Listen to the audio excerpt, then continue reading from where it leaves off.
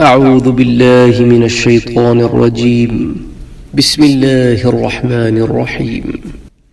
إذا زلزلت الأرض زلزالها وأخرجت الأرض أثقالها وقال الإنسان ما لها يومئذ تحدث أخبارها بأن ربك أوحى لها يومئذ يصدر الناس أشتاتا ليروا أعمالهم فمن يعمل مثقال ذرة خيرا يره ومن يعمل مثقال ذرة شرا يره